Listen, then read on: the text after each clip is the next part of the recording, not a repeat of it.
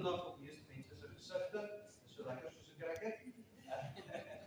Maar die een ding wat vir my so kosbaar is van liedere soos dit, ek weet nie van julle nie, maar ek onthou toe ek klein was, het ek groot geword met dit, ons het dit altyd in die kerk gesing. Hier is miskien so 'n bietjie moderne weergawe van party van hulle.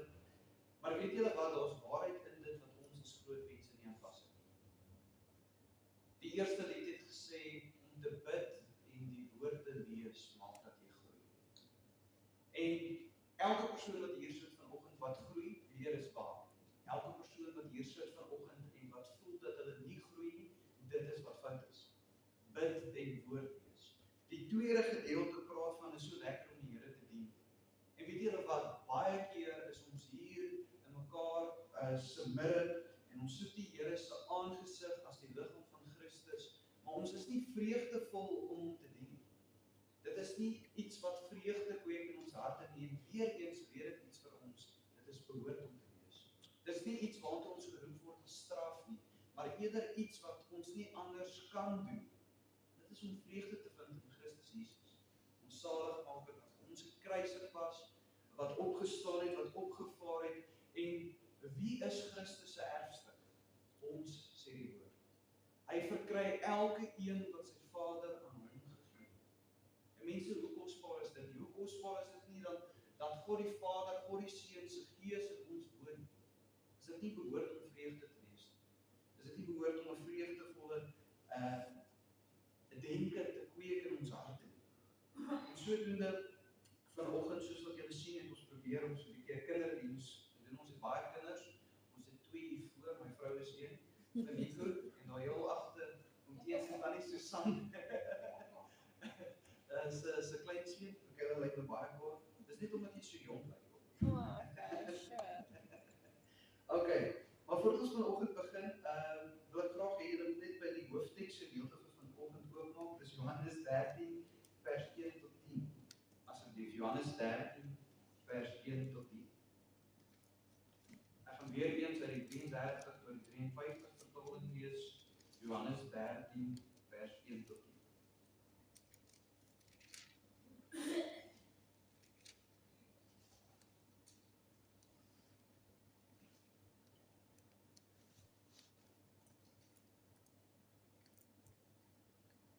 En voordat ons lees, kom ons sluit net die oë en dan nader ons tot die Here.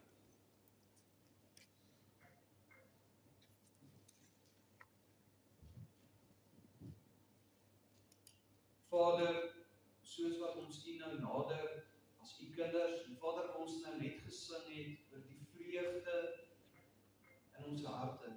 Vader, mag dit waar wees hier vanoggend. Mag ons vreugde vind in ons harte wat gekweek word deur U Gees die Heer, omrede ons U kinders is. Omrede ons weet dat elke belofte vir die sal waar word wat in U Seun glo en wat een is met hom. En Vader, sodoende vra ek vanoggend waar ons gaan gesels oor die nagmaal, en Vader, waar ons eenvoudig na dit gaan kyk, mag ons nie verlore raak in die eenvoud nie, maar mag dit weer ons herfokus op wat belangrik is.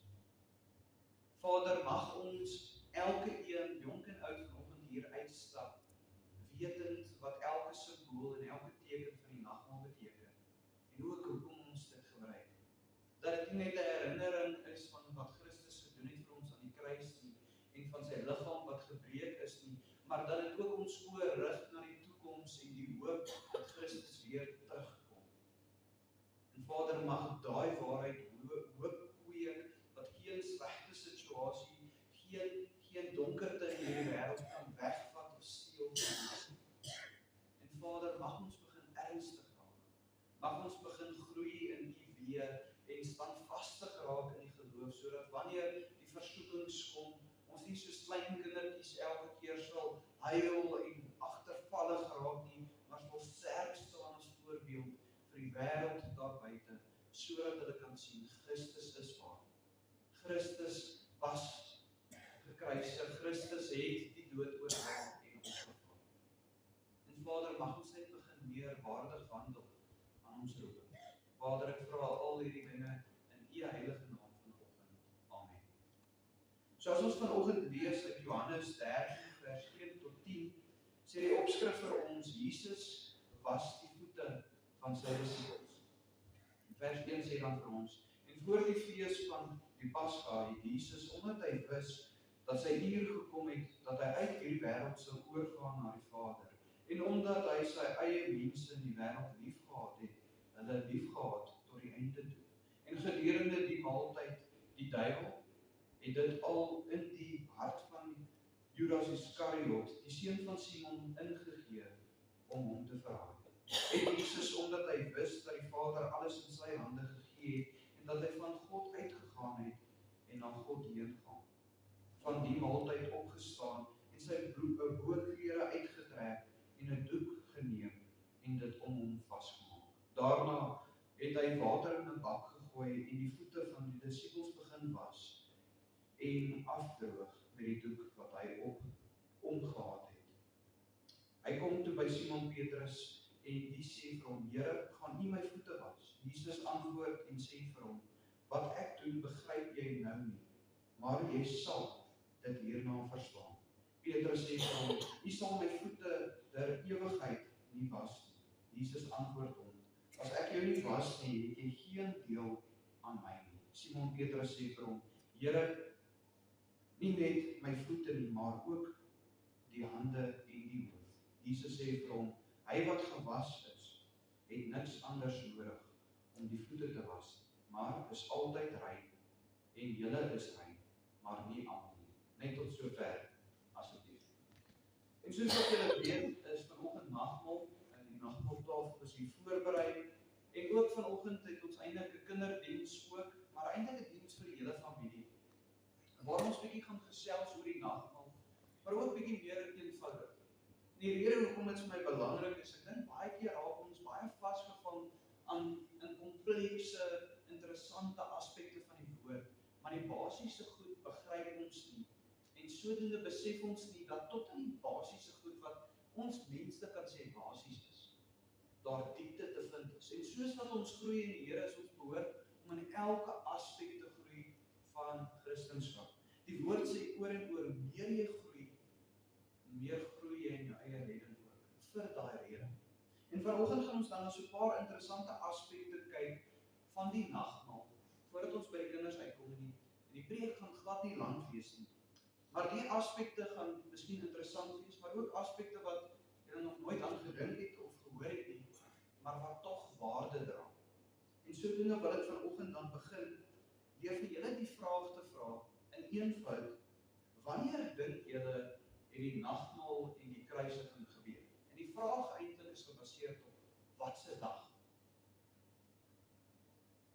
En sodoende kan ons sê dat ons kan miskien sê, miskien was dit die 5de Maart of die 6de Desember in ons kalender. Maar wat vir my baie interessant was, is as jy na die skrif gaan kyk en die Hebreëse kalender, wanneer hierdie dae plaasgevind het, is daar 'n baie interessante waarheid om te leer in dit. En ek wil vanoggend begin voordat ons na ons hoofteks gedeelte kyk. En ek wil vir julle 'n vers lees, Johannes 19 vers 14, wat vir ons aanduiding gee van wanneer was Jesus gekruisig en ook so 'n bietjie wanneer het die nagmaal plaasgevind. En vers 14 sê, en dit was die voorbereiding vir die Pasga en omtrent die 6de uur, toe sê hy vir die Jode, daar is julle koning.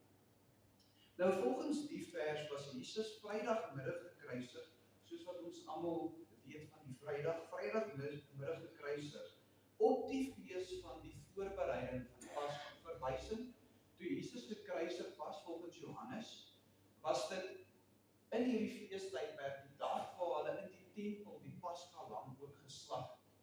Dit is nou toe Jesus aan die kruis was. Okay.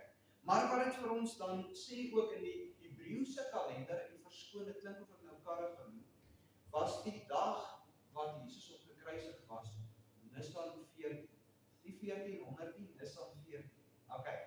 Maar wat dan baie interessant is die nagmaal het dan natuurlik die vorige aand plaasgevind. Stem julle saam? Die vorige aand plaasgevind, en dit het dan sodoende 2 dae voor eintlik hulle die Pasga maaltyd moes gebruik het, plaasgevind. Wat vir my baie interessant is, want eers word die lamme geslag, en die dag daarna is eintlik die Pasga maaltyd wat gewoonlik gebruik is. tweede wat nou baie interessant is. As ons na die ander 3 evangelies kyk, Matteus, Markus en Lukas, sê dit vir ons, maar Jesus was gekruisig op die dag eintlik na dit, op Nisan 15. Dit is baie interessant en dit kan vir jou klink, dat Jesus gekruisig was op die feesdag waar hulle die Pasga maaltyd gebruik het. En nou moet ons dan vir onsself sê, dit beteken die nagmaal het volgens die 3 evangelies 'n dag aangeskuif ook. Maar nou is die vraag, en ons sê altyd die Bybel is waar en daar is geen teenstrydighede nie, maar hier staan 'n duidelike teenstrydigheid tussen 3 evangelies en Johannes. Maar wat vir my so mooi is, tot in hierdie vraag wat ons nou na toe staar, is daar iets wat eintlik die geskiedenis en die kultuur en die kalender vir ons leer, wat albei waar maak, wat vir my so kosbaar is. Nou om die vraag te beantwoord, om te sien dat eintlik albei die waarheid spreek, is dit belangrik om die Hebreëse kalender te verstaan. Nou wie kan vir my sê, wanneer begin 'n nuwe dag in ons kalender? Op watse uur? Of watse minuut, sekonde? 12 uur of net na 12? Net na 12. So eintlik kan ons sê, in die oggend, die volgende oggend begin 'n nuwe dag in ons kalender. Maar in die Hebreëse kalender het die volgende dag begin as die son sak, wat baie interessant is. En dink ek daaraan, Jesus was gekruisig op die 6de uur verwysend Vrydagmiddag, wat Nisan 14 is. Dit is die dag, soos Februarie die 14, 14 Februarie. Maar op dieselfde dag, en eintlik die volgende dag, was hy nog aan die kruis, Nisan 15. Toe die son sak, was Christus nog aan die kruis ook. Verwysend dat al twee waarhede eintlik waar is, en dat Jesus eintlik in die oorgangstydperk, hy was gekruisig op die dag, wanneer die Pasga lam geslag was in die tempel, maar hy was ook gekruisig op die dag, wanneer hulle die Pasga maaltyd gebruik het. Wat vir my baie besonder is. Maar persoonlik wil ek vanoggend eintlik, en ek hou eintlik 'n bietjie meer van Johannes se verduideliking, en daar is 'n rede hoekom Johannes anders verwys het daarna, wat ek glo. En dit is vir die maaltyd, die nagmaal wat 'n dag dan vroeër plaasgevind het, as ek dit so kan stel, want hy verwys na iets baie besonders, dat toe Jesus aan die kruis was hy die Pasga lam wat geslag was.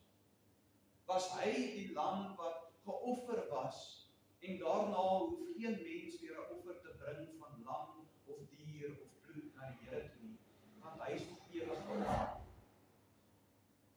Maar dan as ons na die nagmaal self verwys, in Johannes se skrif en sy brief of sy boek wat hy geskryf het, vind ons iets anders wat ook nie in die ander evangelies eintlik neergepen is. En Johannes fokus nie eintlik op die nagmaal self, die nagmaaltafel, die tekens of enigiets van dit werklik nie, maar hy fokus op iets anderste. En dit is ons hoofteksgedeelte van vanoggend. En dit is van vers 5 tot 10 waar Jesus by dieselfde geleentheid sy disippels se voete was.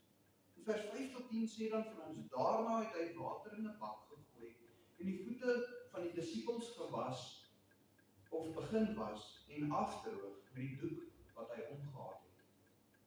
Hy kom toe by Simon Petrus en die sê vir hom, Here, gaan U my voete was? Jesus antwoord en sê vir hom, wat ek doen, begryp jy nou nie, maar jy sal dit hierna verstaan. Petrus sê vir hom, U sal my voete in der ewigheid nie was. Jesus antwoord hom, ek sal jou nie was nie.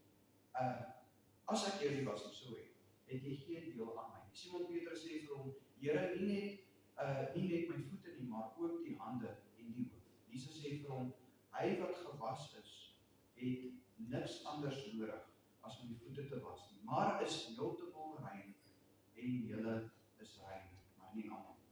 En Jesus praat hier in eenvoud en verduidelik iets besonders ook van die nagmaal self, wat dit eintlik verteenwoordig. Hy sê dat die wat nie gewas word deur hom nie, het geen deel aan hom. En in eenvoud sê Jesus, die wat nie deur sy bloed skoon gewas is nie een met hom nie en sal nie eendag by by die Vader uitkom.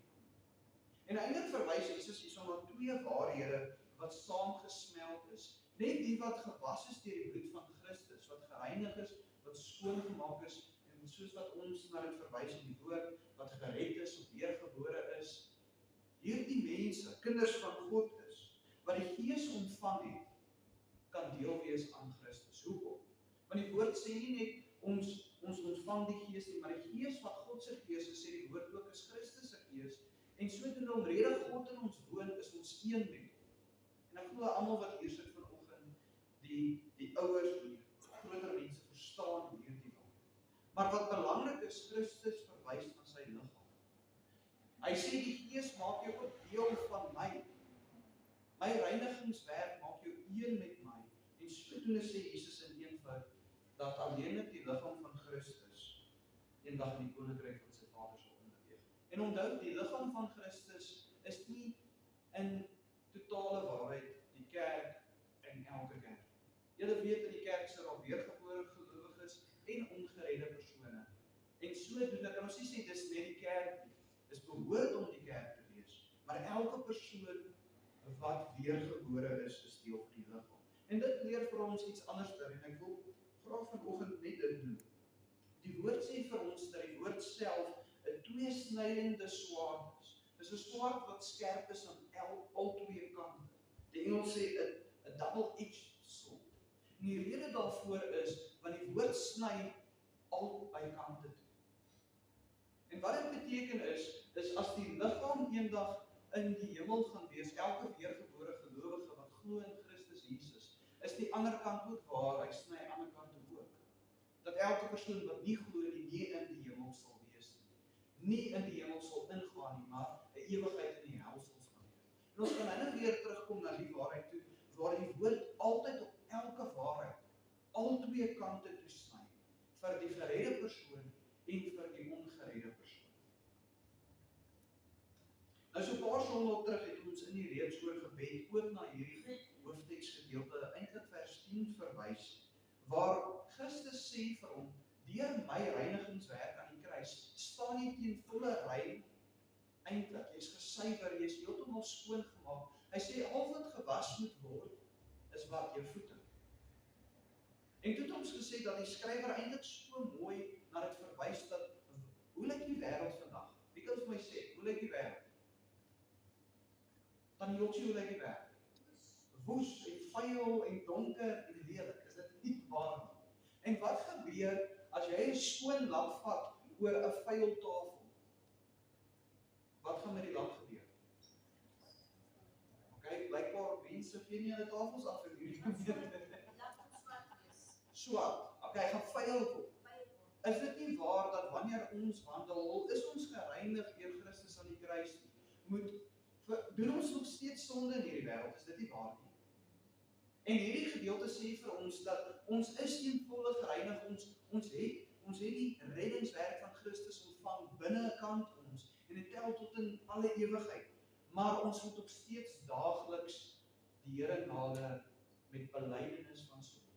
Want soos wat ons wandel in hierdie wêreld, raak ons vuil. Soos wat die kaalvoet buite gaan rondloop, veral by 'n plek wat nie gras het nie, gaan jou voete vuil raak. En jy gaan jou voete moet was. En dit is waarna die skrywer hier verwys, en hierdie is vir my belangrik, want dit het te doen met vanoggend se nagmaal en met elke nagmaal. Ons herinner nie net onsself aan Christus se werk, sy reinigingswerk nie, maar ons herinner onsself ook dat ons dit nie verdien nie, eerstens, maar tweedens ook dat ons daagliks die Here moet nader met sondebelydenis. En soos die Engels wil sê, to repent daily. Die Afrikaanse woord vir repent is om tot bekering te kom daagliks. Maar dan leer, ek dink hierdie waar Jesus die voete was van sy disippels op dieselfde gebeurtenis van die nagmaal, iets baie besonders vir ons, en dit is met watse gesindheid moet ons vanoggend hierdie tafel nader.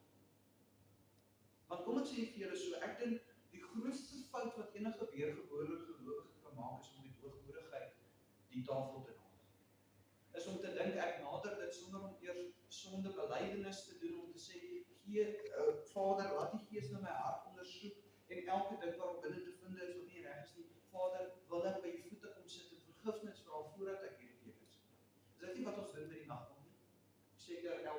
So, dis eintlik wat moet gebeur, nie net met die dankbaarheid wat jy toon, maar voor nagmaal ook. Dies behoort om te gebeur al gisteraand toe jy geweet het, daar is nagmaal. 'n Voorbereiding van die hart moes gebeur. Maar Jesus leer iets vir ons deur nederigheid te toon, deur sy disippels se voete te was. En soos wat Petrus sê, Here, U moet nooit my voete was tot in alle ewigheid. Hy voel onwaardig dat die seun van God sy voete was. Maar Jesus leer vir ons dat ons hierdie tafel moet nader met eerstens nederigheid. Tweedens met liefde. Liefde vir die Vader, dis nie 'n straf nie, maar 'n feesviering op ons. Om te sê, ek weet ek gaan altyd skuldig staan voor die Here en ek verdien dit nie, maar Christus was genoeg aan die kruis en waardig aan daai kruis waaraan hy gehang het. En sodoende kan ek met die grootste vrymoedigheid, nie op grond van wie ek is, maar op grond van wie Christus is, die Vader nader en vir hom dankie sê vir wat sy seun gedoen het. Met die oog op die toekomstige hoop van Christus se tweede koms, waar hy die belofte gemaak het, wanneer ek weer kom, sal ek dit saam met julle gebruik. Is dit nie waar nie? Maar wat sê hy nog? Dankbaarheid. Vanoggend mag ons sit en hierdie tekens gebruik en werklik dankbaar wees. Ek weet nie van julle nie, maar ek sê dankbaarheid is baie raar in my eie lewe ook, want ek besef net eintlik hoe hoogmoedige mens kan so vinnig word. As daar 'n erge situasie is, en kom ons sê byvoorbeeld iets wêrelds. Kom ons sê byvoorbeeld my kar breek en ek het nie 'n kar nie. Sodra ek my kar terugkry en kan weer ry, het ek die grootste dankbaarheid in daai oomblik teenoor die Here. Môre en oormôre het ek ook weer vergeet daarvan. Dan voel dit of ek het my kar terug. En mag dit nie waar wees vanoggend dat ons met hierdie oppervlakkige dankbaarheid die Here sal nader. Want dit beteken dat wanneer ons sonde belydenis doen, ons is nie dankbaar elke keer nie met ware dankbaarheid. En tweedens, mag ons nie hierdie tafel nader met die denke dat ons dit verdien. Mag ons besef dat niks wat ons vanoggend gaan oor gesels, tekens gebruik, enige iets te doen het met wie ek is, maar met wie Christus is. En dit is vir my baie belangrik.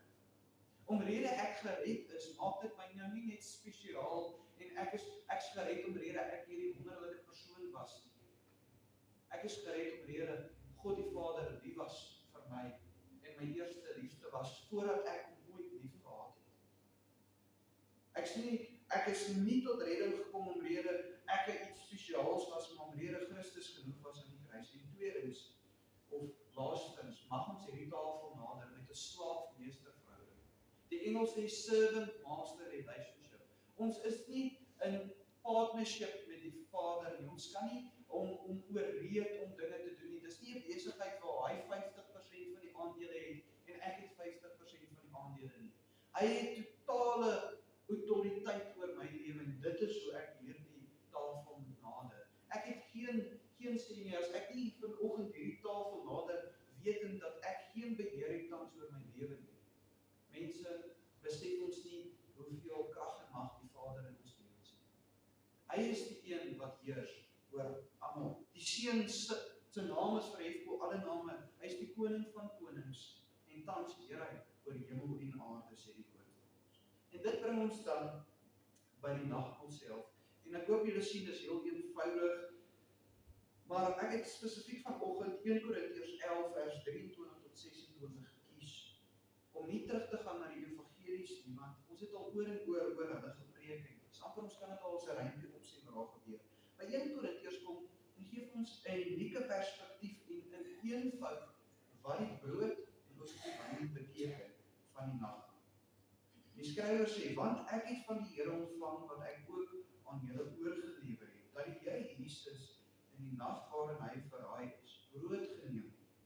En nadat hy gedank het, het hy dit gebreek en gesê, neem, eet, dit is my liggaam wat vir julle gebreek word. Doen dit tot my gedagtenis. Net so ook die beker na die ete met die woorde, hierdie beker is die Nuwe Testament in my bloed. Doen dit so dikwels as julle daar uitdrink tot my gedagtenis. aan die heel laaste vers sê, want so dikwels as julle hierdie brood eet en hierdie beker drink, verkondig julle die dood van die Here totdat hy weer kom. Wat vir my so mooi is, hierdie begryp in eenvoud, dit sê die skrywer dat die brood verteenwoordig Jesus se liggaam wat gebreek was. Maar nie net Christus se liggaam by die kruisiging nie. Kom ons vat dit verder. Christus wat homself verneder het om 'n gestalte van 'n mens aan te neem. Die woord sê hy sy plek in die hemel verlaat om 'n dienaar te word hier op aarde, sodat ons 'n dienaar kan word. Hy het gelei op hierdie aarde deur versoeking, sê die woord vir ons. Hy het gelei op hierdie aarde deur bespot te word met die kruisiging. Hulle het sy baard uit sy gesig uitgepluk. Hulle het op hom gespoeg, hulle het hom verneder, sy liggaam gebreek vir ons. Dit is waarvoor ons dankbaar is wanneer ons die brood eet. Dit is wat ons vir die Here sê, dankie hiervoor in gebed en eenvoud. Die liggaam. En wat vir my so mooi is, die skrywer het jare terug, lang voordat een van ons gebore was, geskryf en gesê, He broke his body so that the body of Christ after that will never be broken. Verwys het, hy het sy liggaam gebreek aan die kruis, sodat die liggaam van Christus wat gevormd was na dit, waarvoor hy gesterf het, nooit gebreek sou word nie, maar tot in alle ewigheid by die Vader sou wees, en ook by hom sou uitkom. Maar dan beweeg die skrywer aan, en hy praat van die bloed, die wyn, die beker, maar hy verwys na, dis 'n Nuwe Testament. En ek moet nogal sê vir julle, wat vir my baie interessant is, baie min mense in die kerk verstaan die verskil tussen die ou en die nuwe. Hulle sê Jesus is in die nuwe en Jesus is nie in die ou Testament. Okay, wat min of meer akkuraat is, in die sin van Christus was op aarde in die Nuwe Testament, hy was gekruisig en so doen hy dinge so bietjie verander. Maar wat is die ware betekenis van daar is 'n Nuwe Testament gevorm in sy bloed? En voordat ons hierdie vraag beantwoord, is dit vir my belangrik dat julle besef die Nuwe Testament het nie in Matteus begin nie. Die Nuwe Testament het eers werklik eintlik begin toe Jesus gekruisig is. Toe sy bloed gevloei het. Dit is die Nuwe Testament in sy bloed. Maar ek weet ons Bybels is so opgedeel om oor Christus te praat, maar die Nuwe Testament het eers gekom toe redding. Dit is die Nuwe Testament, want die Ou Testament is eintlik volgens die wet, is dit nie waar? Die wet was die maatstaaf tussen lewe en dood. Julle ken die 10 gebooie, julle ken al die ander wette wat gekoppel was aan elke ritueel in Levitikus, daar kan julle dit gaan lees. Maar die wet was die maatstaaf tussen of ek hemel toe gaan of ek dood gaan. En in hulle konteks of ek miskien al op aarde gestraf word tot die dood omrede ek egbreek gepleeg het, moord gepleeg het of wat ook. Die Nuwe Testament is in Jesus se bloed, want hy is die nuwe maatstaaf tussen lewe en dood. Dit gaan nou nie meer elke persoon wat op hierdie aarde woon verdien nie om hemel toe te gaan nie, want elke een breek die wet. Die wet het nie weggeval nie, maar is nou 'n riglyn en elke een wat glo in Christus Jesus sal gered word. Is dit nie die belofte wat die woord vir ons maak nie? Dit is die Nuwe Testament. Dit is wat Christus gebring het. En sodoende weer eens, wat ek nou na verwys het, 'n tweesnydende swaard omrede, Christus is die maatstaaf, maar soos wat hy die woord self is, sny hy al twee kante toe. Die wat glo word gered, die wat nie glo nie, word nie gered. Die wat glo verkry die ewige lewe, die wat nie glo nie verkry die ewige straf. En so kan ons sê, die woord was nog altyd 'n tweesnydende swaard, met die wet ook in die Ou Testament. Die wat die wet onderhou, is God se volk en hulle is gehoorsaam. Die wat die wet nie onderhou nie, word gestraf en God sê eintlik, hulle moet uitgetrek word by die wortels en verbrand word, omrede hulle die wet nie onderhou nie, uit die volk uit. En dit is waarna die skrywer verwys, wanneer hy verwys na die wyn. Dit is 'n belofte wat ons onsself aan herinner. 'n Belofte wat ons eintlik besef het die dag toe ons tot redding kom, is dit nie waar nie, wat ons aan dit begin vashou. En dit is dat alleen dit deur Jesus se bloed kan ons vanoggend hier sit as kinders van die Here. En soos wat ons nou daai eenvoudige liedjie gesing het, kan ons vreugde voel. Kan ons jubel in ons hart. En iets wat vir my baie belangrik is. Die Ou Testament sê vir ons, alleen dat deur bloedvergieting is daar vergifnis van sondes. Verwysing dat as die bloed nie teen volle uitgetap word nie, as die dier in die Ou Testament nie gesterf het, is daar nie vergifnis nie. En dis hoekom Christus nie net sy liggaam was gebreek hy moes gebloei het. Hy was opgehang soos 'n wilde dier. Die King James sê, because a tree, aan daai vervloekte boom, in Afrikaans as ek dit so kan stel, was hy gehang om 'n vervloeking te word, sodat ons nie vervloek sou wees. En mense, dit is waarvoor ons dankie sê. Is omrede die regverdige vir die onregverdige wie ek is gekruisig was. Dat my sonde op hom was, en dis hoekom hy het gesterf, want my sonde was op hom. Nie net my sonde van die verlede nie, maar my sonde vir die toekoms ook. Want as hy net vir my sonde gesterf het, wat ek in my eerste 10 jaar van my lewe gedoen het, sal ek ook nie in die hemel kan ingaan. Hy het vir al my sonde gesterf, en mense, dis 'n feesviering, behoort te wees vanoggend. Dis hoekom ek altyd sê, wanneer ons hierdie nagmaal gebruik, hierdie tekens gebruik, mag dit nie net, dit is ernstig, maar mag ons glimlag. Want dit gaan oor hierdie vreugde in die Here. En dan wil ek graag afsluit voordat ek al ons kinders vorentoe roep. En die jong mense, wat baie jong lyk vorentoe roep, met die laaste woord. En dit is het hele agtergekom in geen evangelie vind ons waar Jesus sy disippels beveel om die nagmaal of die Paskatafel voor te berei. Noem hulle een keer 'n lam wat hulle voorberei. Nie in een geval van al 4 evangelies noem hulle dat daar 'n lam op daai tafel was. Weet julle hoekom? Want Christus was die lam. En sodoende kan ons sê vandag, mag ons nie oor en oor, en dit is wat ons doen, mag ons nie oor en oor 'n lam bring na die Here toe nie. Christus was genoeg. Mag ons 'n hart van belydenis bring na hom. Dit is die offer. Dit is 'n lewe gewandel regverdig volgens die woord. Dit is die offer. Maar wat doen ons as ons nonsens aanjaag? Ons probeer goeie werke doen en dan gaan ons na die Here. Ons het al oor en oor hieroor gesê. Dan gee jy vir die ou wat jou kar op was R50, of was R50. En jy koop al vir jouself uit dit uit. Dan wil jy nou geld gee vir die kerk, nee? Ons almal doen dit op een of ander vorm, maar Christus was genoeg. Besef dit, hou aan dit vas, en moet dit nie goedkoop maak, want hy is waardig daarvan. Mag die Here verheerlik word vanoggend deur ons vir die nagmaal gebruik, en mag dit werklik iets wees wat die liggaam sal geniet, wat bedoel is net vir ons wat glo. Amen. Dan vra ek asseblief, staan dan en ontvang die seën. Mag die Here jou seën deur jou te vermaan, te beskerm en te laat groei, en jou ook uit te stuur. Mag sy liefde jou vernuwe, sy genade jou herskep, en sy roeping jou bemoedig,